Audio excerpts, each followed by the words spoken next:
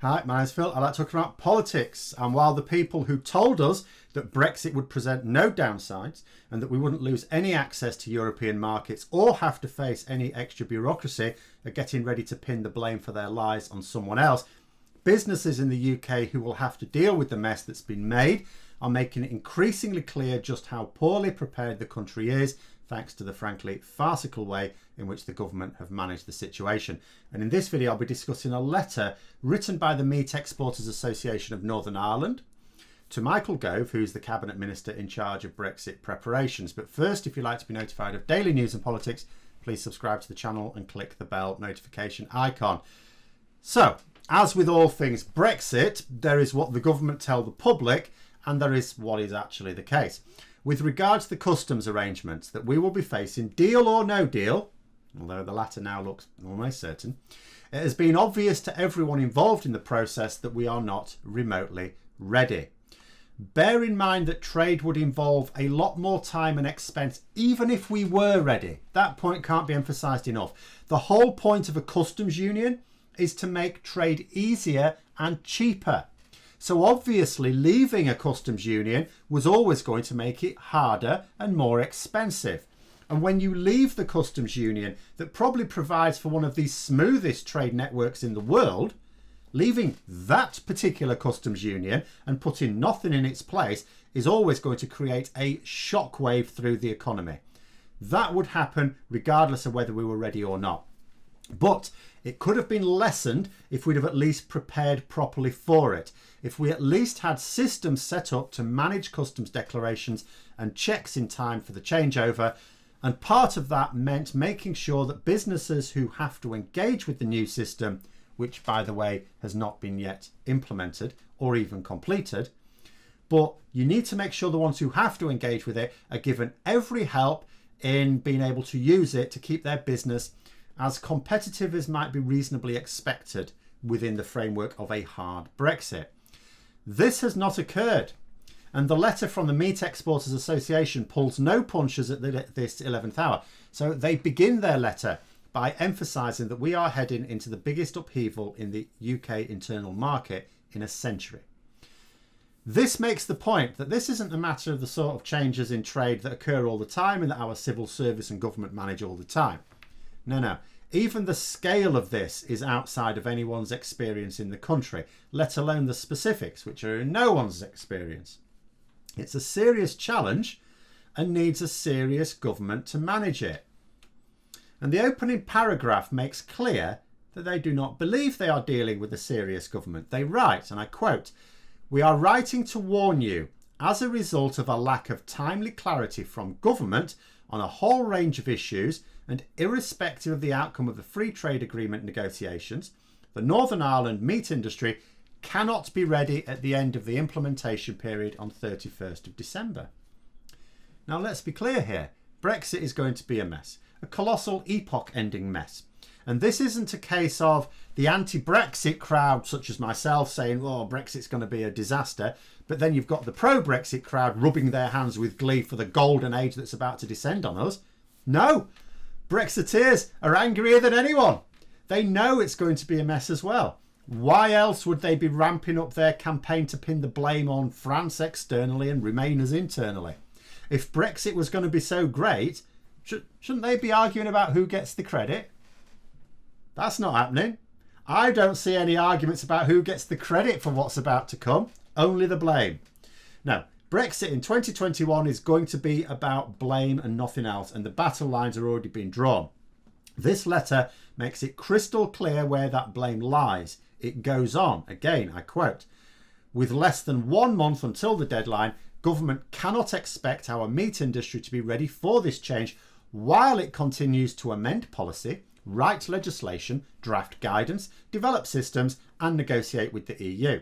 It is simply impossible for businesses to plan and adhere to rules and systems that continue to evolve.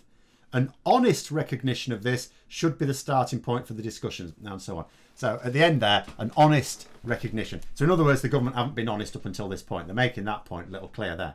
Now there's a lot in there, very damning, but it also makes the situation really clear. The government have been saying for a few months now that businesses need to sort themselves out and get ready for Brexit. It will be their own fault if businesses go tits up because they're not ready. They've been writing to businesses. The government will tell you, oh, they've written to businesses to tell them to get ready. Yeah, they have. They haven't told them how to get ready or where to go to get the information to get ready. How are they supposed to get ready when the government haven't told them what ready means? And also, what ready might mean on one week changes the next. So little information has been released, and as this letter, as I say, makes clear, information that has been released sometimes changes a short while later. The government are chasing the tails on this, and this is simple incompetence. Now, with quite a lot of the damage caused by Boris Johnson's government, whether to our COVID response or Brexit preparations, it has sometimes been difficult to separate which cock-ups are due to incompetence and which are down to malice. This one is clear. There isn't a gain for the Conservative Party or influential Brexiteers or individual ministers in screwing over UK businesses on either side of the internal market border that Johnson threw in order to get his withdrawal agreement. The letter continues to lay out exactly what the problems are and how the government are responsible. However, it's not just a series of complaints or an effort to make sure the blame falls where it deserves when it all goes wrong. They can't afford to be awaiting the inevitable in the same way that potentially I can. This is their business at stake. They have a practical solution. Not necessarily politically practical. They're calling for a grace period of 1 year before the new measures come online. They phrase it as a 12-month phasing in of the implementation of the new requirements. Clearly trying to get the government to say, well, let's just call it an implementation phase, can we? What they mean is remaining within the customs union for another year. In other words, extending the transition period by a year. Politically tricky. In theory, like really easy to do it in a way that disguises the move from the Brexit supporting public. Like I say, you call it an implementation period. Job done. If the Brexit leaders all went along with it, actually they could gain out of it. If they worked together, it would actually look like Brexit wasn't the disaster that was foretold. Because we'd get to the 1st of January, we'd be told the transition period's ended, and oh, the trucks are still rolling, it's all fine, don't worry. You know, it would look like Brexit just wasn't a problem. You know, we would all point out that actually what they've done is to extend the transition period, but because it would be called something else, it won't be believed. People don't go and check the details themselves. They just go, well, the transition period ended, didn't it? Well, yeah, technically, but then they just did this. Yeah, well, that's a different, that's implementation, that's normal, don't be stupid. But Brexiteers have never really worked together.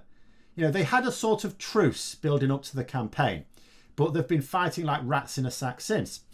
If Johnson extends any part of the transition period system, Nigel Farage will be on it like a shot. Indeed, he's already laid the groundwork for this by tweeting a warning that this is exactly what the government will seek to do. Now, the reason that the Conservatives lurched so far to their right last year was to head off the threat from Farage's Brexit party. It worked, after a fashion. Now Farage is so desperate for relevance that he's had to turn his new political project into an anti-lockdown party while he waits for the Brexit shit show to come back to town so that he can get back onto grifting the public on that bandwagon. Farage doesn't want to be heading up an anti-lockdown party. Not only was he vocally in favour of the lockdown earlier this year, and indeed criticised the government for being so slow to implement it, but it's a bloody short-term project anyway. I mean, lockdowns may melt away as a threat within half a year with luck. And it will need to be luck. Now, he wants to get back onto the populist politics through Brexit. That's his preferred cash cow. That's what he's comfortable with. And the sooner he can find a position to challenge the government on, that's when he'll move. But for that to happen, the government have to move away from the extreme Brexit position that they adopted to counter his threat last year. They have to abandon some hard Brexit ground.